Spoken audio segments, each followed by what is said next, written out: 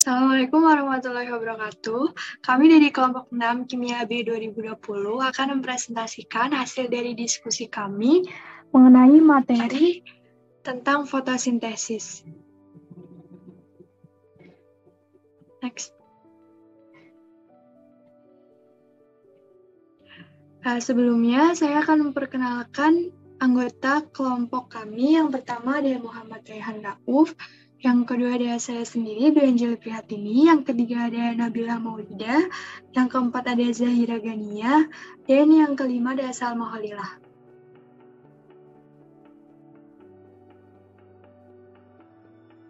Daftar isi yang akan disampaikan pada presentasi kali ini, yang pertama ada proses fotosintesis dan perbedaannya dengan proses respirasi.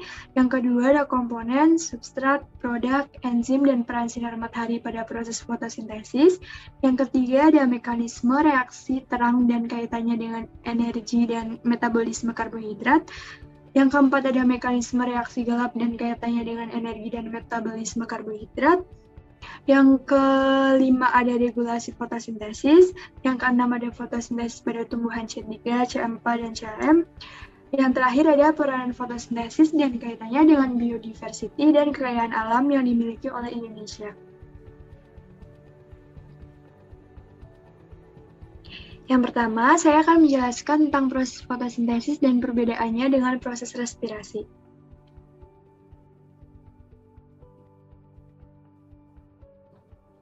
Sejarah fotosintesis, pada 1771, pengamatan dimulai oleh Joseph Priestley mengenai lilin dalam wadah tertutup dan pohon mint. Dilanjutkan pada 1779, pengamatan oleh John Ingenhousz bahwa tanaman harus terkena cahaya untuk memulihkan oksigen dan juga dibutuhkan jaringan hijau tanaman. Selanjutnya, pada 1782, gas oksigen dibentuk menggunakan gas lain, yaitu karbon dioksida. Pada 1804, pertambahan berat tanaman didapat dari penyerapan karbon dari karbon dioksida dan air yang diserap tanaman dan dihasilkan oksigen. Pada 1845, penemuan bahwa energi cahaya dari matahari disimpan sebagai energi kimia dalam produk yang terbentuk selama fotosintesis. Next. Selanjutnya ada pengertian fotosintesis. Fotosintesis itu berasal dari bahasa Yunani, foto yang artinya cahaya dan sintesis yang artinya membuat. Nah, fotosintesis itu adalah proses di mana tumbuhan, beberapa bakteri, dan beberapa protista menggunakan energi cahaya matahari untuk memproduksi gula. Ini menurut Farabe 2001. Nah, menurut Sasni Tamiharja 1996, fotosintesis itu merupakan proses pembentukan bahan organik dari bahan anorganik dengan bantuan cahaya matahari dan klorofil. Nah, dapat disimpulkan juga bahwa fotosintesis adalah proses penyusunan bahan organik dari bahan anorganik pada tumbuhan, beberapa bakteri, dan protista dengan bantuan cahaya matahari dan klorofil. Fotosintesis adalah salah satu contoh proses anabolisme, di mana fotosintesis merupakan rangkaian proses penyusunan biosintesis yang terjadi pada sel hidup. Nah, suatu proses yang dilakukan oleh tumbuhan untuk menghasilkan energi atau nutrisi dengan memanfaatkan cahaya matahari. Itu fotosintesis. Next. Nah, fotosintesis secara sederhana itu 6CO2, karbon dioksida, plus 6H2O, air dengan dibantu oleh cahaya dan klorofil menjadi C6H12O6, gula, plus 6O2 oksigen. Nah, dari 6CO2 menjadi gula, C6H12O6 itu merupakan reaksi gelap. Sedangkan dari 6H2O menjadi 6O2 itu masuk reaksi terang. Nah, tumbuhan dan alga itu dikenal sebagai organisme autotrof atau organisme yang bisa menghasilkan makanannya sendiri. Fotosintesis itu tempat terjadinya ada di kloroplas dan melibatkan dua reaksi yang berurutan, yaitu reaksi terang dan reaksi gelap. Nah, reaksi terang itu reaksi di mana klorofil mengubah energi matahari menjadi energi kimia. Dengan reaksi gelap sendiri, yaitu reaksi fotosintesis yang tidak membutuhkan cahaya. Nah, untuk karbon dioksida dari fotosintesis itu berasal dari udara yang masuk melalui stomata. Nah, untuk airnya itu berasal dari tanah yang diserap oleh akar, lalu oleh pembuluh angkut silem itu diangkut melalui batang menuju ke daun. Dan untuk cahayanya itu menggunakan cahaya matahari. Dan selanjutnya untuk hasilnya berupa glukosa atau gula itu bisa digunakan sebagai makanan ataupun cadangan makanan, dan oksigennya akan dilepaskan melalui stomata. Next.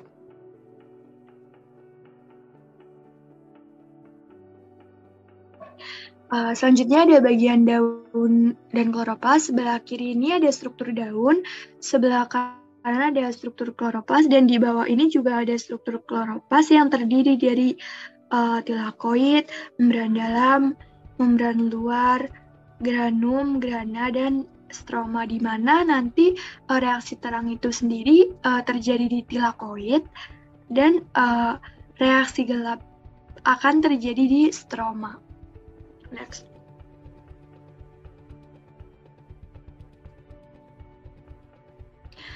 Perbedaan fotosintesis dan respirasi.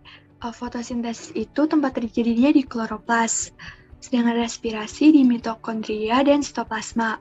Bahan bakunya itu CO2 dan H2O, sedangkan respirasi itu bahan bakunya glukosa. Molekul hasilnya itu apabila fotosintesis itu karbohidrat, sedangkan respirasi itu ATP. Molekul sampingnya itu fotosintesis itu oksigen, respirasi itu 6H2O dan CO2.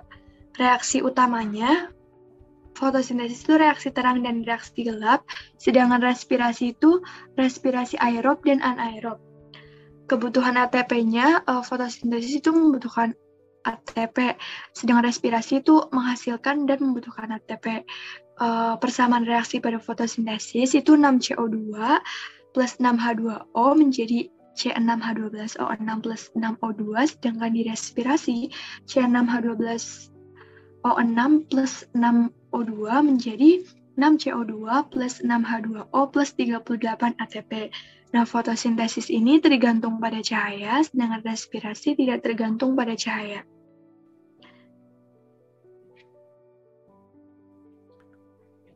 Pembahasan selanjutnya yaitu komponen, substrat, produk, enzim, dan peranan sinar matahari pada proses fotosintesis. Next. Komponen pada fotosintesis. Yang pertama itu ada sinar matahari. Pada proses fotosintesis terjadi peristiwa fotolisis. Fotolisis ini membutuhkan cahaya matahari sebagai sumber energi untuk mengaktifasi klorofil.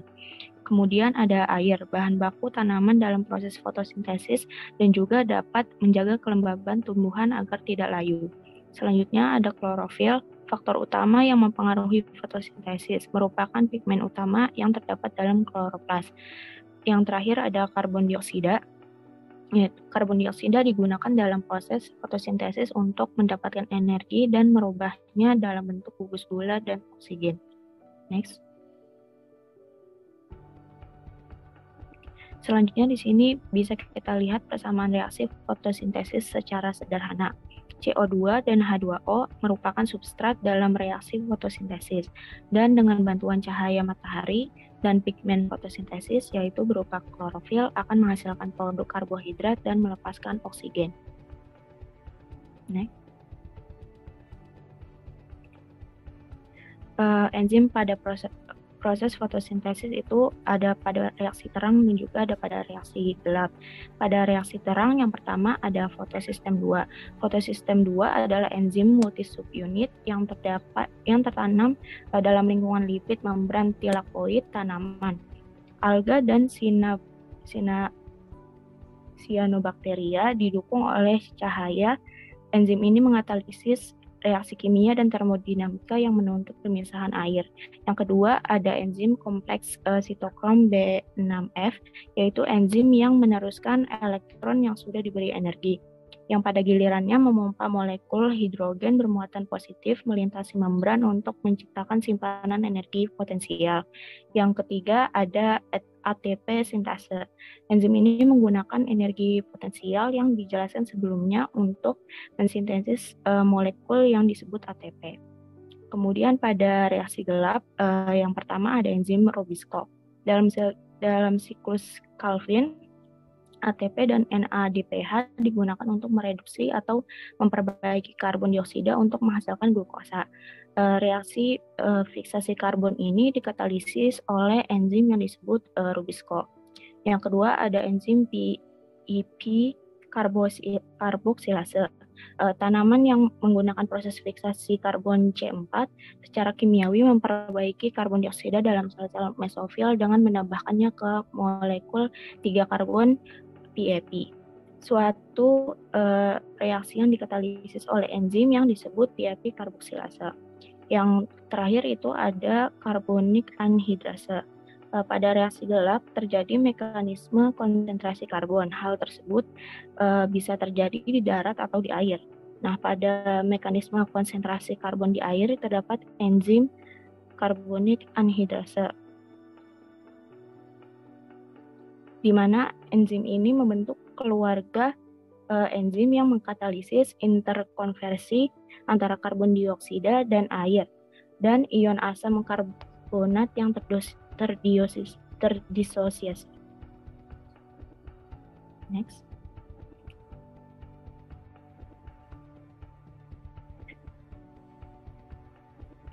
Selanjutnya ada peran sinar matahari pada fotosintesis. Pada fotosintesis terjadi peristiwa fotolisis. Fotolisis membutuhkan cahaya matahari sebagai sumber energi untuk mengaktifasi klorofil. Pada reaksi fotolisis terjadi proses pemecahan molekul air yaitu H2O menjadi H2 dan O2. Jadi cahaya matahari dibutuhkan dalam proses fotosintesis untuk memecah molekul air yaitu H2O menjadi H2 dan O2 pada reaksi fotolisis.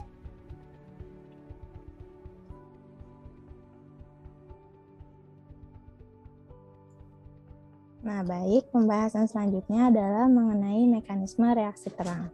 Seperti yang dijelaskan sebelumnya, mekanisme reaksi terang pada tumbuhan itu terjadi pada daun, tepatnya di bagian tilakoid atau grana pada kloroplas.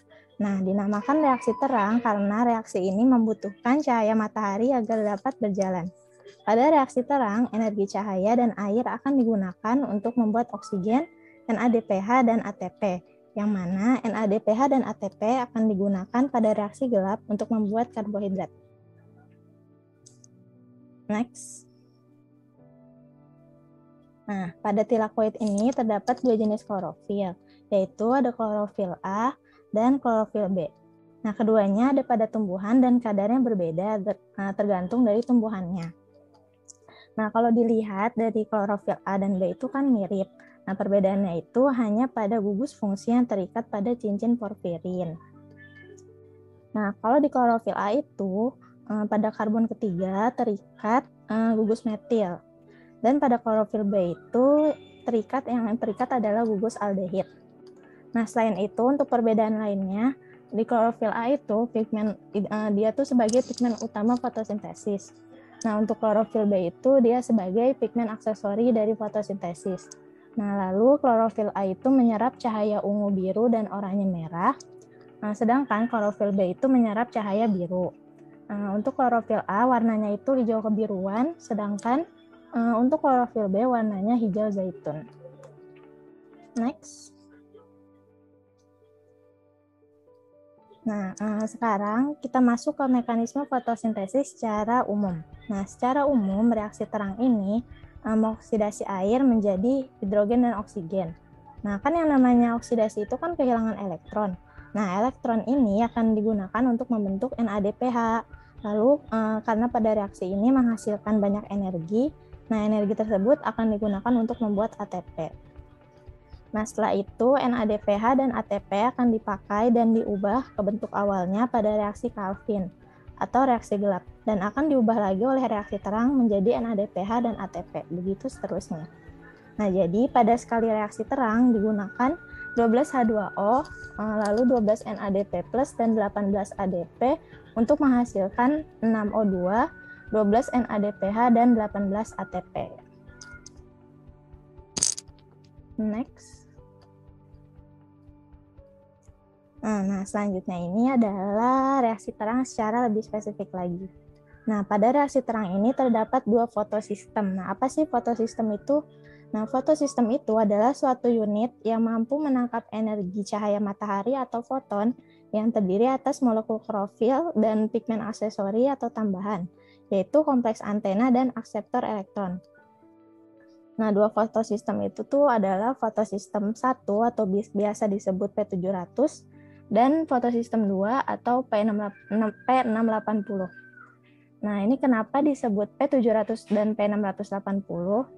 Jadi disebut demikian itu karena pada fotosistem 1 itu bisa menangkap cahaya dengan panjang gelombangnya itu 700 nanometer. Nah, begitu pula dengan fotosistem 2. Nah, fotosistem 2 ini juga bisa menangkap cahaya dengan panjang gelombangnya itu 680 nanometer. Nah, lalu kemudian ada perbandingan klorofil A dan B. Pada fotosistem 1 itu adalah 12:1, sedangkan pada fotosistem 2 itu perbandingannya 1:2. Nah, selanjutnya itu mengenai mekanisme. Nah, untuk mekanismenya sendiri itu pertama energi cahaya atau foton yang akan ditangkap oleh klorofil pada P2 dan elektron pada klorofil P2 ini akan menangkap cahaya, akan menjadi tereksitasi dan saat tereksitasi itu dia akan berjalan menuju fotosistem 1. Nah, kan tadi elektron yang di fotosistem 2 itu sudah kepakai kan karena dia sudah berjalan fotosistem 1. Nah, elektron yang kepakai itu dia akan digantikan oleh fotolisis air. Fotolisis air itu adalah pemecahan molekul air oleh senyawa enzim yang bernama oxygen evolving complex, yang mana dia itu memecah molekul H2O menjadi 2H+, setengah O2 dan 2 elektron. Nah, tadi kan elektronnya ada di fotosistem 1. Nah, dia akan terus berjalan melalui reseptor elektron dan pada akhirnya dia akan bergabung dengan NADP+ dan 2H+ untuk menghasilkan 2 NADPH. Nah, jadi dan terus selama fotosistem itu kan dia menarik H+. Nah, nanti itu akan menjadi ada gradien H+ yang mana H+-nya itu akan lebih tinggi konsentrasinya pada lumen dibandingkan di stroma. Nah, nanti H+-nya ini dia akan berjalan masuk ke dalam ATP sintase yang mana di sini dia akan merubah ADP menjadi ATP. Next.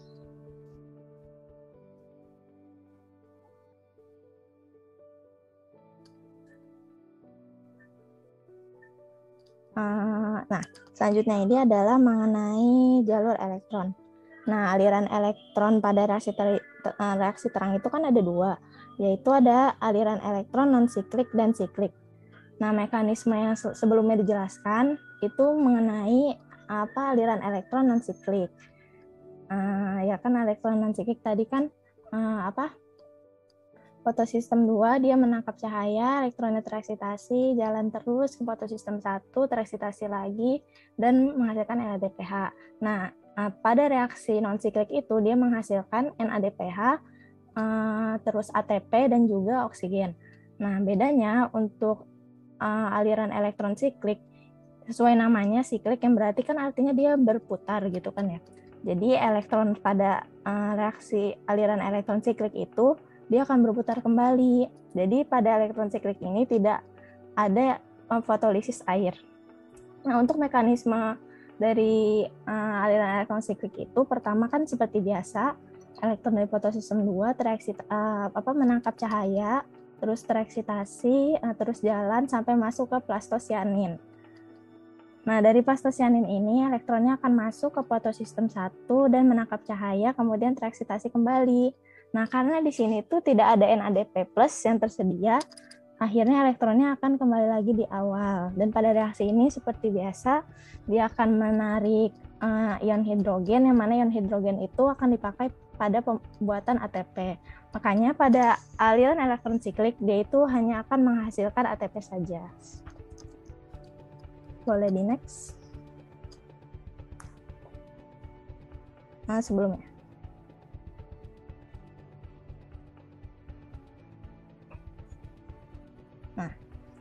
Yang terakhir ini adalah pembuatan ATP secara spesifik. Nah, seperti yang dijelaskan sebelumnya, jadi selama fotosistem itu kan ada aliran yang mana H+ yang ada di stroma akan masuk ke dalam tilakoid.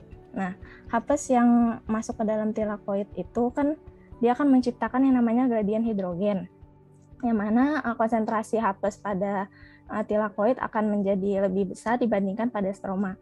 Nah, H+ ini akan masuk ke dalam ATP sintase dan dia akan merubah ADP menjadi ATP. Seperti itu. Boleh di next.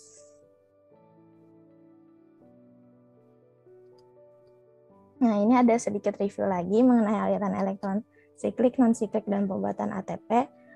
Untuk reaksi non-siklik, pertama elektron itu kan berada di PS2, dia akan menarik cahaya, kemudian elektronnya ini akan berjalan menuju PS1, yang mana selama perjalanan itu dia akan menarik H+ masuk ke dalam tilakoid. Nah, elektron yang ada di sini, yang ada di PS1, dia akan masuk lagi ke reseptor, dan kemudian akan merubah NADP+ menjadi NADPH.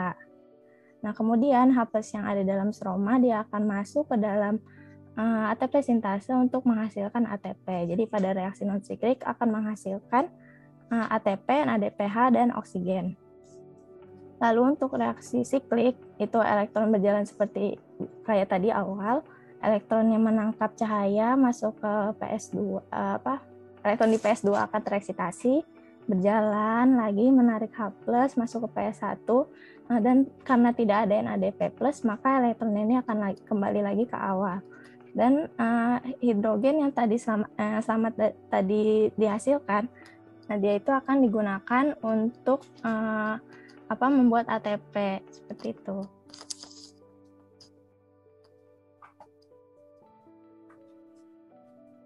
Nah, selanjutnya adalah mekanisme reaksi gelap dan akan dijelaskan oleh Nabila.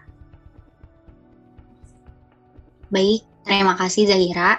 Nah, selanjutnya di sini ada mekanisme reaksi gelap dan kaitannya dengan energi dan metabolisme karbohidrat. Nah, reaksi gelap seperti yang udah dikatakan sebelumnya, kan kalau fotosintesis itu terjadi di dua tahap, reaksi terang dan reaksi gelap. Kalau di reaksi terang tadi, energi matahari diubah jadi energi seluler. Sedangkan pada reaksi gelap ini akan terjadi reduksi karbon dioksida menjadi gula. Nah, Melvin Calvin dan Andrew Benson bersama dengan James Bessem itu yang menemukan reaksi ini, siklus ini. Makanya reaksi gelap disebut juga sebagai siklus Calvin, siklus Calvin-Benson, dan siklus Benson-Calvin. Reaksi ini tidak bergantung pada ada atau tidaknya cahaya matahari. Nah, prosesnya itu terjadi di stroma dalam kloroplas, yaitu daerah cair antara tilakoid dan membran dalam. Pada reaksi gelap, itu akan terjadi reduksi CO2 menjadi karbohidrat melalui oksidasi karier energi, yaitu ATP dan NADPH. ATP dan NADPH itu merupakan hasil dari reaksi terang sebelumnya yang digunakan untuk mengkonversi karbon dioksida menjadi gula berkarbon 6. Sehingga meskipun tidak membutuhkan cahaya matahari, tapi reaksi ini itu tidak dapat berlangsung kalau belum terjadi siklus terang, karena energi yang dipakai itu berasal dari reaksi terang. Nah, enzim yang paling berperan dalam reaksi gelap ini adalah RUBP atau Rubisco.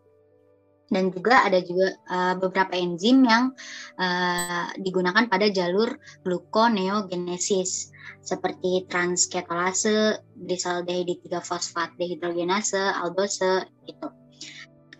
Nah, ini gambaran siklus Calvin. Jadi siklus Calvin itu terjadi dibagi menjadi 3 step, yaitu fiksasi karbon, reduksi, dan regenerasi RUBP. Ini dimulai dari ribulosa 5-fosfat, yang mana ini termasuk jenis monosakarida yang berkarbon 5. Nah, nanti dia akan mengalami fosfolirasi atau menerima ATP dari reaksi terang, hasil reaksi terang, tepatnya itu nanti di karbon nomor 1, sehingga dapat terbentuk ribulosa 1,5 bifosfat. Nah, di sini fiksasi baru dimulai, di mana akan diterima karbon dioksida yang diikat, makanya namanya fiksasi. Molekul CO2 itu akan mengalami pengikatan ke gula 5C, ribulosa 1,5 fosfat, bifosfat dengan dikatalisasi oleh enzim RUBP karboksilase atau Rubisco. Nah, kan itu berarti nanti akan membentuk gula 6C. Lalu molekul itu akan dipecah 2, jadi 2 molekul 3 fosfogliserat. Terus 3 fosfogliserat ini di tahap selanjutnya akan mengalami serah terima fosfat lagi, yaitu dengan 2 ATP menjadi 1,3 bifosfat gliserat. Di sini nantinya 3 fosfogliserat itu masing-masing akan menerima tambahan gugus fosfat untuk membentuk 1,3 bifosfat gliserat ini. Selanjutnya 1,3 bifosfogliserat itu akan diubah lagi menjadi 2 molekul gliseraldehid 3 fosfat dengan bantuan Na2NADPH, di mana NADPH ini nantinya akan teroksidasi menjadi NADP+. Lalu pada tahap ini juga gliseraldehid 3 fosfat itu akan digabungkan menjadi fruktosa 6 fosfat di tahap reduksi. Tahap terakhir adalah regenerasi RUBP. Jadi molekul fruktosa itu nanti akan diregenerasi menjadi ribulosa 5-fosfat kembali. Dan juga 3 fosfat itu atau GFP juga akan dikonversi menjadi RUBP melalui rangkaian seri yang melibatkan fosfolirasi molekul oleh ATP. Nah, ini mekanismenya. Yang pertama ada fiksasi karbon, di mana disebut juga karboksilasi karena terjadi pengikatan CO2 dan H2O ke RUBP yang mana akan membentuk zat antara atau intermediate. Baru kemudian akan dipecah menjadi 2 molekul 3 PGA dengan bantuan enzim Rubisco. Jadi senyawa pertama itu kan RUBP atau ribulosa 1,5 bifosfat yang punya 5 karbon. Dihitung dari atas ini 1, 2, 3, 4, 5. Kemudian dia itu akan melepaskan H+, sehingga terbentuk senyawa intermediate-nya yaitu N-diolet intermediate. Nah, lalu di sini baru CO2 itu akan masuk, di mana tuh akan masuk di karbon C nomor 2. Makanya di sini akan terbentuk 2 karboksi, 3 ketodearabinitol, 1,5 bifosfat. Setelah itu akan masuk air. Nah, molekul H2O ini bakal masuk ke ikatan rangkap pada karbon C nomor 3. Makanya di situ bisa dilihat kalau C ini tuh mengikat 2 gugus OH. Lalu ini tuh dinamakan intermediate terhidrasi. Nah, baru sampai di sini molekul yang berkarbon 6 itu akan dipecah menjadi 2 molekul 3 fosfogliserat dengan bantuan H+. Lalu selanjutnya ada tahap reduksi di mana 2 molekul 3 fosfogliserat atau 3 PGA itu direduksi menjadi 2 gliseraldehid 3 fosfat atau yang disingkat 3 GAP, lalu nantinya akan digabungkan menjadi fruktosa 6 fosfat. Nah, reduksi ini bisa dilihat itu tidak terjadi secara langsung, di mana 3 fosfogliserat itu akan diubah dulu menjadi 1,3 bifosfogliserat dengan melepaskan ADP. Jadi di sini fosfat 1 gugusnya itu akan lepas. Lalu nanti 1,3 bifosfogliserat itu akan berubah lagi menjadi 2 molekul 3 gliseraldehid 3 fosfat. Di mana 3 gliseraldehid 3 fosfat 2 molekul 3 gliseraldehid ini akan diisomerisasi menjadi DHAP atau dihidroksi aseton fosfat. Nah, lalu baru lanjut di sini keduanya akan bergabung membentuk fruktosa 1,6 bifosfat. Nanti satu fosfat dari fruktosa 1,6 bifosfat ini akan lepas membentuk fruktosa 6 fosfat. Baru disinilah bisa dilanjutkan sintesis heksosa atau gula-gula yang berkarbon 6 selanjutnya. Nah, ini rinciannya pada tahap reduksi gugus karboksil yang ada di 3 fosfogliserat itu akan direduksi menjadi gugus aldehid dalam 3 gugus aldehid dalam gliseraldehid 3 fosfat.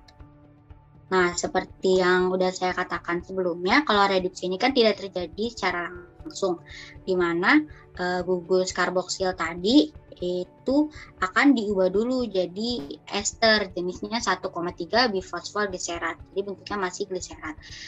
Di sini terjadi fosforisasi fosfat, ATP berubah jadi ADP karena melepas satu gugus fosfatnya. Kemudian dengan bantuan NADPH 1,3 bifosfoglycerat ini jadi gliseraldehid 3 fosfat.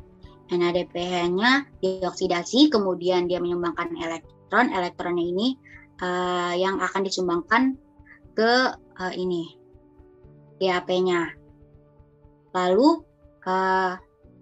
secara bersamaan PI ini akan dilepas untuk digunakan kembali dalam mengubah ADP menjadi ATP. Nah, gliseraldehid 3 fosfat ini kemudian akan mengalami isomerisasi menjadi dihidroksi aseton fosfat dengan bantuan triosa fosfat isomerase. Oh ya, sebelumnya juga untuk mengubah 3 fosfogliserat menjadi 1,3 bifosfogliserat ini dengan bantuan fosfogliserat kinase. Lalu untuk mengubah 1,3 bifosfogliserat dari gliseraldehid ini dengan bantuan gliseraldehida fosfodehidrogenase. Nah, setelah itu kedua molekul ini akan bergabung lalu dengan bantuan enzim aldolase itu akan membentuk fruktosa 1,6 bifosfat. Jadi kenapa aldolase? Karena kan yang satu itu alkohol, yang satu itu aldehid, jadinya aldolase enzimnya kayak gitu. Lalu nanti fruktosa ini akan diubah lagi menjadi fruktosa 6 fosfat, di mana untuk digunakan kembali dalam regenerasi RUBP. Di sini enzimnya itu yang katalis adalah fruktosa bifosfat. Nah, reaksi ini itu mirip dengan jalur gluconeogenesis pada metabolisme karbohidrat. Nah, pada tahap ini akan mengonsumsi 2 ATP dan 2 NADPH per 6C-nya. Karena kan tadi 3 fosfogliserat itu ada 2 molekul, makanya di sini 2 dikali 3C. Nah, tahap ketiga adalah regenerasi. Nah, pada fase regenerasi, yang diregenerasi atau dibentuk kembali ini adalah RUBP yang merupakan akseptor karbon dioksida, di mana ini akan melalui sebuah rangkaian reaksi yang melibatkan fosforilasi molekul oleh ATP. Nah, tahap ini tuh sangat penting karena kan sebagaimana kita tahu kalau keberadaan RUBP itu sangat diperlukan nih dalam siklus Calvin ini. Untuk memulai kembali siklus, maka dibutuhkan RUBP. Dengan begitu, fotosintesis itu akan terus berjalan. Nah, diawali di sini reaksinya itu fruktosa 6 fosfat akan bereaksi dengan gliseraldehid 3 fosfat yang di sini punya 6C, yang di sini punya 3C. Kemudian dengan bantuan transketolase itu akan diubah menjadi eritrose 4 fosfat yang punya karbon 4 dan silulose 5 fosfat yang punya karbon 5. Jadi di sini kan 6 ditambah 3, 9. 9 ini diubah jadi 5 dan 4 karbon, molekul 5 dan 4 karbon. Nah, yang terjadi di sini itu terjadi transfer gugus gitu. Jadi yang ini pindah ke gugus ini, terus yang ini pindah ke gugus ini. Bisa dilihat di samping ini. Gugusnya pindah. Kemudian eritrase 4 fosfat itu akan bereaksi lagi dengan dihidroakseton fosfat dengan bantuan enzim aldolase, diubah menjadi molekul yang punya 7 karbon, yaitu pseudoheptulose 1,7 bifosfat. Kemudian dengan bantuan enzim pseudoheptulase 1,7 bifosfatase itu dia akan diubah menjadi pseudoheptulase 7 fosfat, di mana berarti di sini fosfatnya satu gugus fosfat akan lepas, makanya di sini 7 fosfat. Lalu molekul yang punya 7 karbon ini, pseudoheptulase 7 fosfat, itu akan bereaksi lagi dengan gliceraldehid 3 fosfat. Kemudian dengan bantuan transketolase itu akan diubah menjadi molekul yang punya gula yang punya 5 karbon. Ada ribosa 5 fosfat dan selulosa 5 fosfat. Nah, di sini baru kemudian akan lanjut ke sebelah kanan ini untuk diubah menjadi ribulosa 1,5 bifosfat. Nah, proses ini harus terjadi karena kan yang kita butuhin itu adalah ribulosa bentuknya, bukan ribosa. Makanya ini ribosa 5 fosfat itu akan mengalami isomerisasi dengan bantuan enzim fosfopentose isomerase untuk menjadi ribulosa 5 fosfat, dan silulosa 5 fosfat ini akan diepimerasi dengan enzim fosfopentose epimerase. Nah, karena kan di sini ada epimer nih di karbon nomor 3 nih, yang satu mengikat OH, yang satu lagi mengikat H. Nanti di sini akan terjadi perpindahan, OH ini akan pindah ke samping kanan, jadi hanya akan pindah ke samping kiri seperti ini. Nah, setelah terbentuk ribulosa 5 fosfat, kemudian akan terjadi sereter 5 gugus fosfat lagi dengan bantuan fosforibulosa kinase, ATP diubah jadi ADP. Nah, untuk membentuk ribulosa 1,5 bifosfat. Nah, baru dari sini nanti siklus bisa diulang kembali. Nah, ini gambaran atau ringkasan dari reaksi yang udah saya jelaskan sebelumnya, lengkapnya. Ini reaksinya dan ini gambar siklusnya. Nah, lanjut di sini ada energi yang dibutuhkan saat siklus Calvin. Nah, kan hasil yang kita ingin dapatkan dari fotosintesis ini kan adalah gula berkarbon 6. Sehingga 6 siklus Calvin itu akan dibutuhkan untuk membentuk 1 heksosa dari 6 buah karbon dioksida.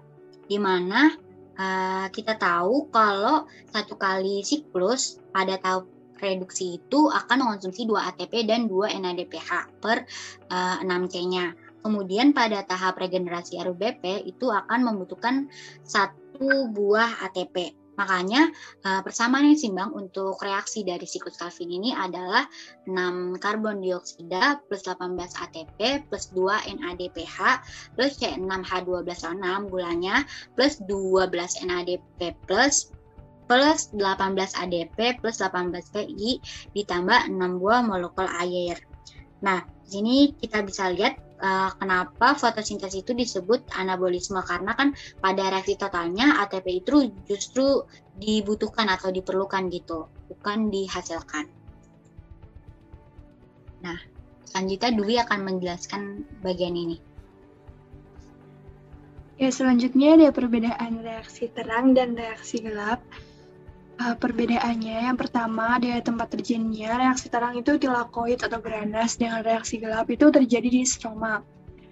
Sumber energi dari reaksi terang itu cahaya matahari, sedangkan reaksi gelap itu ATP dari reaksi terang.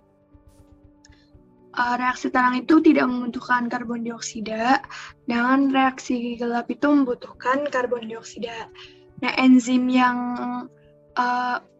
ada di reaksi terang itu antara lain enzim ATP sintase dan oksigen evolving complex.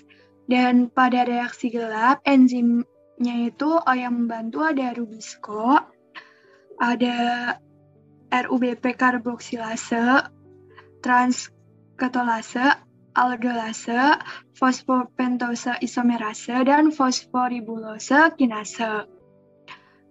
Fotolisisnya itu pada reaksi terang terjadi fotolisis, sedangkan pada reaksi gelap tidak terjadi fotolisis. Bahan dari reaksi terang itu cahaya matahari dan H2O. Sedangkan bahan untuk terjadinya reaksi gelap itu ada ATP, NADPH, dan karbon dioksida. Produk yang dihasilkan oleh reaksi terang yaitu ATP, NADPH, dan oksigen. Dan bahan yang dihasilkan pada reaksi gelap yaitu glukosa.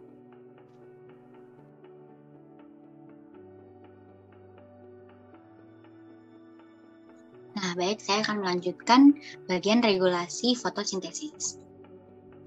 Nah, regulasi fotosintesis. Nah, di sini terdapat peran dari tioredoksin yang akan mengkoordinasikan antara reaksi terang dan reaksi gelap. Asimilasa atau pengikatan karbon dioksida dan reaksi biosintesis lainnya itu diinduksi oleh cahaya dengan keberadaan tioredoksin. Tioredoksin adalah suatu protein yang direduksi oleh ferredoksin. Tioredoksin itu mampu mengaktifkan atau menonaktifkan enzim pada reaksi gelap.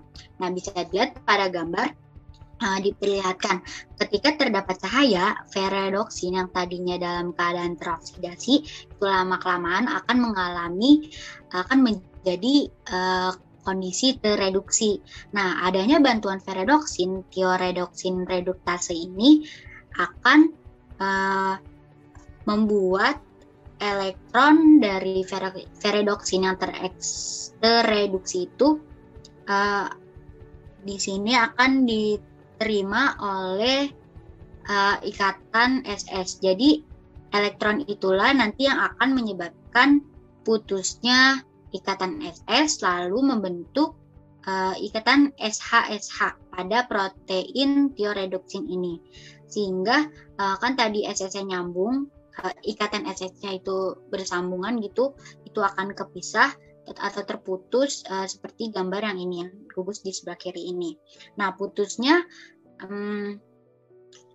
SS ini menjadi SH ini akan mampu menginduksi pengaktifkan enzim-enzim yang terlibat dalam reaksi gelap. Makanya di sini tioredoksin itu sifatnya seperti sensor yang akan mendeteksi adanya cahaya atau tidak. Nah, di sini yang bentuknya awalnya di sini tioredoksin akan mengaktifkan enzim yang pertama bentuknya ini inaktif, seperti tadi saya bilang, SS itu berubah menjadi aktif, yaitu berubah menjadi SH-SH, kayak gitu. Lalu pada gambar sebelahnya, jadi regulasi fotosintesis itu kan dicapai dengan adanya aktivasi reaksi terang yang memodifikasi reaksi gelap, yaitu di stroma. Nah, kalau kondisinya tanpa cahaya atau gelap, yang terjadi di stroma itu bakal banyak terbentuk NADP+.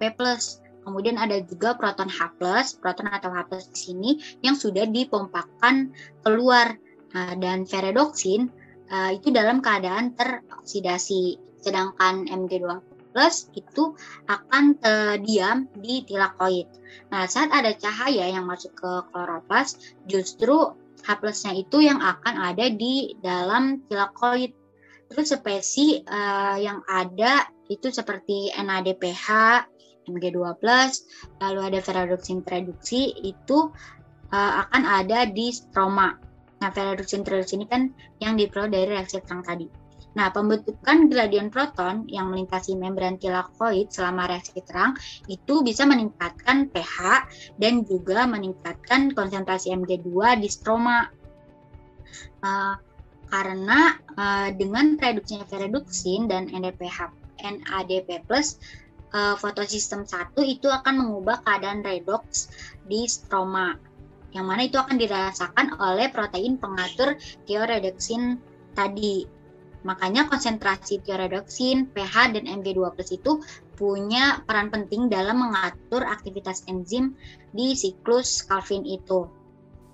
Nah, tadi kan peningkatan pH ini akan menstimulasi reaksi dari enzim karboksilase yang tadi disebutkan di reaksi gelap, di mana itu terletaknya di permukaan luar membran tilakoid dalam reaksi gelap, sehingga reaksi gelap bisa terjadi. Nah, selanjutnya akan dijelaskan oleh Rauf. Baik, terima kasih Nabila. Selanjutnya ada fotosintesis tanaman C3, C4, dan CAM. Selanjutnya. Fotosintesis melibatkan dua mekanisme utama, seperti yang sudah dijelaskan sebelum-sebelumnya, yaitu reaksi terang dan reaksi gelap. Reaksi terang menghasilkan produk berupa oksigen, ATP, serta NADPH. Selanjutnya, produk berupa oksigen ini akan dilepaskan ke atmosfer, sedangkan produk berupa ATP dan NADPH akan digunakan untuk mensintesis glukosa melalui reaksi gelap. Fotosintesis memerlukan bahan seperti CO2 dan air, serta menggunakan energi sinar matahari untuk menghasilkan karbohidrat. Nah, berdasarkan responnya terhadap kadar CO2 dan kemungkinan terjadinya fotorespirasi di daun, tumbuhan di muka bumi ini dapat dibedakan menjadi 3, yaitu tumbuhan C3, C4, dan CAM. Nah, reaksi gelap ini seringkali dikenal dengan siklus Kelvin. Pada umumnya, siklus Kelvin memiliki 3 tahapan, yaitu fiksasi karbon, reduksi, serta regenerasi pada CO2. Perbedaan ini terdapat pada tahap reaksi gelap dari fotosintesis tersebut, sedangkan reaksi terangnya ini memiliki proses yang serupa. Next. Nah, ini ada fotorespirasi, yaitu merupakan peristiwa yang menyebabkan berkurangnya produktivitas tumbuhan dalam pembuatan glukosa. Nah, pada siang hari yang kering dan panas, tumbuhan ini cenderung akan menutup stomatanya untuk mengurangi penguapan air. Ketika stomata tertutup, maka konsentrasi CO2 di rongga-rongga daun ini akan cenderung berkurang dibandingkan dengan konsentrasi oksigen.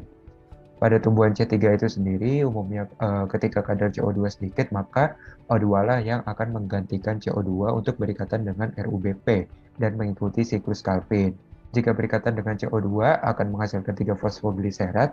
Nah, sedangkan untuk O2 ini akan menghasilkan molekul berkarbon 2. Nah, hasil siklus Calvin dari O2 ini kemudian akan diuraikan oleh peroksisom dan mitokondria serta menghasilkan CO2. Nah, dalam proses penguraian ini, tumbuhan tentu saja harus menggunakan energi atau ATP yang otomatis akan merugikan tumbuhan. Selanjutnya. Next. Oke. Kita masuk ke fotosintesis pada tumbuhan C3. Mekanisme ini terjadi pada di mesofil. Tumbuhan C3 diberi nama C3 ini karena senyawa organik pertama kali hasil dari fiksasi CO2 ini berupa senyawa organik berkarbon 3 yang disebut dengan 3-fosfogliserat. Suhu optimum untuk fotosintesis tumbuhan C3 ini sekitar 15-25 derajat Celcius. Mekanisme reaksi gelap pada tumbuhan C3 dijelaskan melalui gambar berikut. Oke, yang pertama itu ada fiksasi CO2. Fiksasi karbon yang terjadi adalah pengikatan molekul CO2 oleh gula pentosa bernama ribulosa bifosfat dengan bantuan enzim Rubisco atau ribulosa bifosfat karboksilase. Enzim Rubisco ini merupakan enzim yang paling banyak menempati kloroplas. Hasil dari fiksasi CO2 ini adalah senyawa intermediate yang kemudian segera berubah menjadi senyawa berkarbon 3, yaitu 3-fosfogliserat. Selanjutnya ada reduksi. Setiap molekul 3-fosfogliserat kemudian ditambah dengan gugus fosfat yang diperoleh dari ATP. Dengan fosforilasi atau penambahan gugus fosfat ini, maka ATP yang digunakan kembali menjadi ADP dan molekul 3-fosfogliserat, kemudian menjadi senyawa 1,3 bifosfogliserat. Setelah itu, NADPH dioksidasi menjadi NADP+ plus H+, yang elektronnya ditransfer untuk mereduksi 1,3 bifosfogliserat menjadi gliseraldehyde 3-fosfat. Nah, senyawa inilah yang merupakan senyawa gula berkarbon 3. Jadi untuk menjadi glukosa maka diperlukan 2 senyawa gliseraldehyde 3-fosfat. Selanjutnya ada regenerasi penerima CO2. Selain digunakan untuk mensintesis glukosa, gliseraldehid 3-fosfat ini juga digunakan untuk mensintesis kembali RUBP yang digunakan untuk memfiksasi CO2 untuk membentuk 3 molekul RUBP. Untuk membentuk 3 molekul RUBP diperlukan 5 molekul gliseraldehid 3-fosfat yang kemudian difosforilasi dengan 3 molekul ATP menghasilkan 3 molekul ribola bifosfat atau yang disebut dengan RUBP. Boleh di next.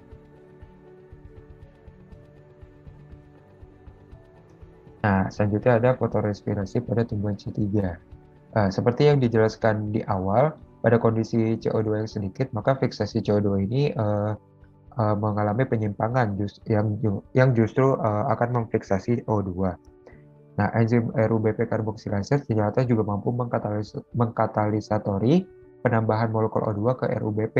Pada reaksi antara RUBP dan oksigen dihasilkan senyawa 2-fosfoglikolat dan 3-fosfogliserat. Nah, senyawa 3-fosfogliserat ini dapat langsung berlanjut kembali pada siklus Kelvin, akan tetapi 2-fosfoglikolat harus mengalami proses yang berbeda, yaitu melalui peroksisom dan mitokondria. Nah, peroksisom ini diketahui memiliki enzim asam glikolat oksidase dan katalase. Enzim-enzim tersebut berperan dalam proses perubahan senyawa 2-fosfoglikolat. Enzim-enzim dalam peroksisom mengubah senyawa glikolat menjadi senyawa glioksilat yang kemudian diubah menjadi glisin, yaitu senyawa asam amino berkarbon 2. Metabolisme glisin kemudian berlanjut di organel lain, yaitu mitokondria, di mana 2 molekul glisin dalam mitokondria ini akan membentuk senyawa asam amino berkarbon 3, yaitu serin. Nah, pada tahapan ini terbentuk NADH dan CO2. Serin kemudian melanjutkan tahapan metabolisme di peroksisom. Nah, di peroksisom ini serin akan membentuk hidroksipiruvat yang kemudian mengalami reduksi dengan bantuan NADH, menghasilkan senyawa gliserat. Senyawa gliserat inilah yang kemudian akan kembali ke kloroplast dan mengalami fosforilasi dengan bantuan ATP dan menghasilkan senyawa fosfogliserat yang dapat digunakan untuk melangsungkan siklus Kelvin. Nah, kerugiannya ini yang pertama tadi menguras gula yang diperlukan untuk mengolah kembali ribosa 5 bifosfat. Nah, kan tadi salah satu produknya adalah fosfoglikolat yang berkarbon 2, bukannya si 3-fosfogliserat yang mempunyai 3 karbon. Nah, fosfoglikolat ini tidak bisa dimetabolisme dalam siklus Kelvin dan menunjukkan karbon yang hilang dari siklus tersebut. Aktivitas oksigenisasi ini atau pengikatan oksigen yang tinggi dapat mengurus gula yang diperlukan untuk mengolah kembali ribosa 5-bifosfat untuk keberlangsungan terjadinya siklus Kelvin. Selanjutnya kedua itu fosfoglikolat. Selanjutnya yang kedua, fosfoglikolat di metabolisme itu dengan cepat menjadi glikolat yang beracun bagi tumbuhan pada konsentrasi yang tinggi. Jadi peristiwa ini dapat menghambat terjadinya fotosintesis. Yang ketiga adalah hilangnya nitrogen. Jadi menyimpan glikolat secara energi ini merupakan proses yang boros atau mahal yang menggunakan jalur glikolat, dan hanya 75% dari karbon yang dikembalikan ke siklus Kelvin tadi sebagai 3-fosfogliserat. Reaksi ini akan menghasilkan amonia yang dapat berdifusi keluar dari tumbuhan. Peristiwa ini akan berujung pada hilangnya nitrogen sehingga tanaman menjadi rugi. Reaksinya ada 2 glikolat ditambah plus ATP menjadi 3-fosfogliserat plus CO2 plus ADP plus NH3. Fotosintesis pada tumbuhan C4. Tumbuhan C4 memiliki mekanisme yang cukup efektif untuk beradaptasi dengan lingkungan yang panas. Suhu optimumnya itu sekitar 30-40 derajat Celcius, berbeda dengan tumbuhan C3 yang sangat cepat laju fotorespirasinya. Tumbuhan C4 memiliki laju fotorespirasi yang rendah. Hal ini terjadi karena tumbuhan C4 memiliki mekanisme fiksasi CO2 yang berbeda dari tumbuhan C3. Tumbuhan ini diberi nama C4 karena akan menghasilkan senyawa berkarbon 4, yaitu oksaloasetat. Tumbuhan C4 mengalami fotosintesis di 2 tempat berbeda, yaitu mesofil dan sel udang pembuluh.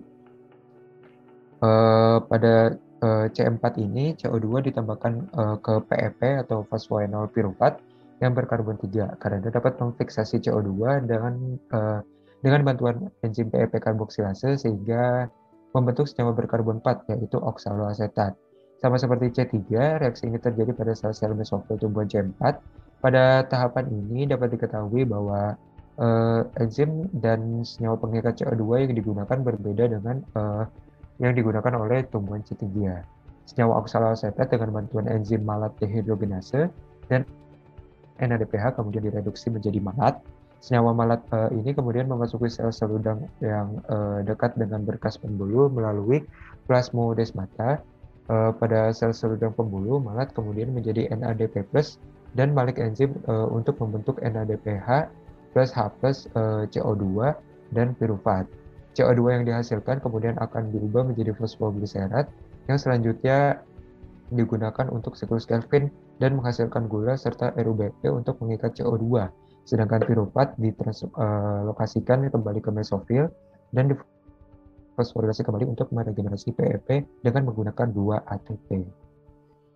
Next. Oke, selanjutnya fotosintesis pada tumbuhan cam. Dinamakan tumbuhan cam karena adaptasi fotosintetik ini pertama kali ditemukan pada tumbuhan berfamili Crassulaceae. Tumbuhan sukulen yaitu tumbuhan dengan organ yang menebal dan membengkak biasanya untuk menyimpan air di iklim atau kondisi tanah yang kering dan ekstrim. Suhu optimum untuk fotosintesis tumbuhan ini lebih dari 40 derajat Celcius. Contohnya itu ada kaktus, nanas, tanaman buah naga, dan lain sebagainya. Fotosintesis pada tumbuhan ini terjadi pada waktu yang berbeda, yaitu malam dan siang hari. Namun pada tempat yang sama, yaitu mesofil. Tumbuhan cam menutup stomatanya pada siang hari untuk mencegah air keluar dari daun karena kondisi yang ekstrim. Akan tetapi juga mengakibatkan CO2 tidak dapat memasuki daun. Sebagai gantinya, pada malam hari stomata akan membuka sehingga CO2 dapat memasuki daun. Pada malam hari, CO2 masuk melalui stomata yang terbuka dan kemudian ditambahkan ke PEP, yaitu fosfoenol piruvat tadi ya, oleh enzim PEP karboksilase yang menghasilkan oksaloasetat. Nah, dengan bantuan NADH dan NAD+ balik dehidrogenase akan membentuk senyawa malat dan asam organik lainnya yang disimpan di dalam vakuola tumbuhan dalam bentuk asam malat. Nah, keesokannya pada siang hari, asam malat di dalam vakuola ini akan dikeluarkan dan membentuk senyawa malat. Kemudian malat memasuki kloroplas dan membentuk piruvat serta CO2. Senyawa piruvat kemudian digunakan kembali untuk membentuk pati, sedangkan CO2 memasuki siklus Kelvin. Dari proses tersebut, tanaman akan terhindar dari kekurangan cairan, malat, dan asam organik yang lainnya. Sehingga karbon dioksida yang diikat secara langsung melalui siklus Kelvin oleh sel akan selalu tersedia. Next.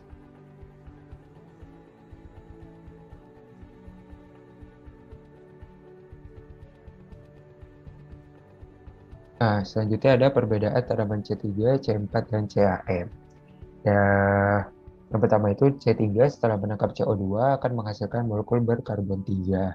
Sedangkan C4 dan CAM akan menghasilkan molekul berkarbon 4.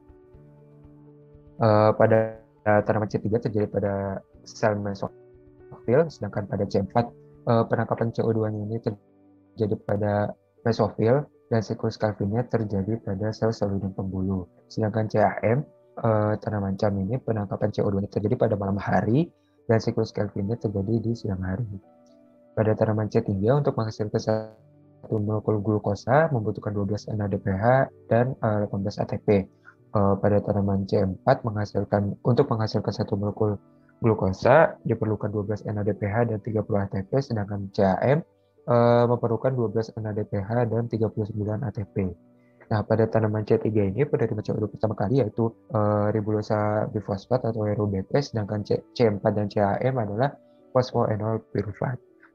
Contoh dari C3 adalah padi, C4 jagung, dan CAM adalah nanas. Next. Nah, selanjutnya masih ada dari perbedaan tanaman C3, C4, dan CHM. Yang pertama itu ada ciri pembedanya di anatomi daun. Nah, dalam C3 ini sel fotosintesis tidak memiliki berkas yang jelas. Selanjutnya sel mesofil besar dan tidak rapat, dan sel seludang ikatan pembuluh kecil dan berjumlah banyak. Pada C4, sel seludang pembuluh tertata dengan baik dan kaya akan organel. Sel mesofil tidak terlalu besar dan lebih rapat, serta ikatan pembuluhnya ini lebih sedikit. Pada tumbuhan CHM tidak ada sel-sel palisade dan mempunyai vakuola yang besar di dalam mesofil. Selanjutnya di kondisi lingkungannya, pada C3 ini kondisi lingkungannya sejuk dan basah, C4 panas dan terik, dan CHM sangat panas dan kering. Untuk jenis tanamannya sendiri, pada C3 itu ada Angios permae, yaitu tumbuhan berbiji tertutup yang disebut juga dengan tumbuhan bunga, termasuk pula buah-buahan. Contoh lainnya itu ada gandum, kedelai, kacang tanah, kentang, kapas, dan singkong. Dan contoh dalam tabel ada durian, apel, dan mangga. Nah, berdasarkan judul yang saya baca, tanaman kantong semar ini juga termasuk ke C3 karena menggunakan jalur mekanisme fotosintesis C3 dengan bantuan enzim Rubisco dalam proses fiksasi karbonnya. Dan produk organik pertama yang dihasilkan adalah senyawa berkarbon 3, yaitu asam fosfogliserat. Pada tumbuhan C4, contohnya jenis tanamannya itu ada dua, ada monokotil dan dikotil. Untuk monokotil, contohnya itu ada tebu dan jagung. Monokotil ini kan tumbuhan berkeping biji tunggal, dan tebu ini juga termasuk rerumputan yang dikembangbiakkan dalam wilayah beriklim tropis. Nah, selanjutnya ada dikotil, yaitu famili Amarantaceae, yaitu merupakan sayur bayam-bayaman atau sayur-sayuran yang berciri-ciri daun tunggal, ujungnya meruncing, lunak, dan lebar. Selanjutnya untuk cam itu adalah tumbuhan sukulen. Contohnya ada kaktus, lidah buaya, dan nanas, ya, seperti yang disebutkan tadi. Contoh lainnya ada tanaman suku cocor bebek yang merupakan tanaman berbunga, termasuk juga tumbuhan dikotil. Selanjutnya ada Bromeliaceae yang termasuk tanaman berbunga juga, serta Liliaceae yang termasuk tanaman berbunga. Nah, menurut saya, kalau tanaman yang hidup di 4 musim itu, contohnya adalah pohon maple, termasuk C3 karena mempunyai sel seludang pembuluh yang banyak dan suhu rata-ratanya itu sekitar 20 derajat Celcius, serta mempunyai bentuk daun yang sama seperti singkong, yaitu menjari. Next. Nah, selanjutnya akan dijelaskan oleh Dwi. Selanjutnya ada peranan fotosintesis dan kaitannya dengan biodiversity dan kekayaan alam yang dimiliki Indonesia. Next.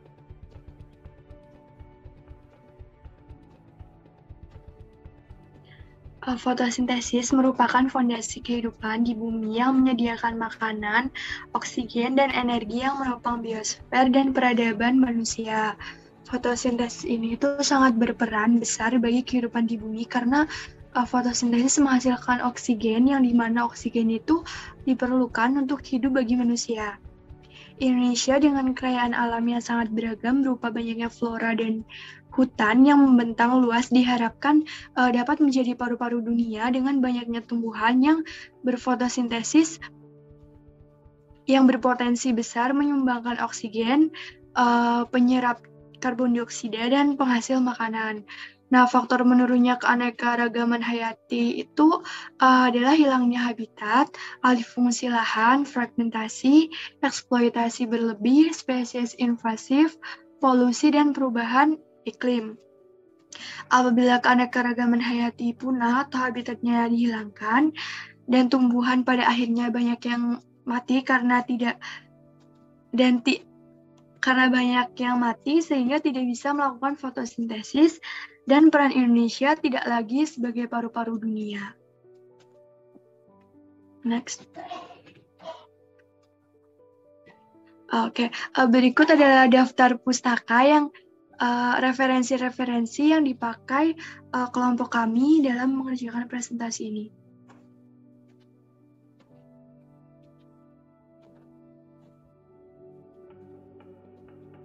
Terima kasih. Sekian dari kelompok kami. Apabila ada kesalahan, kami mohon maaf. Wassalamualaikum warahmatullahi wabarakatuh.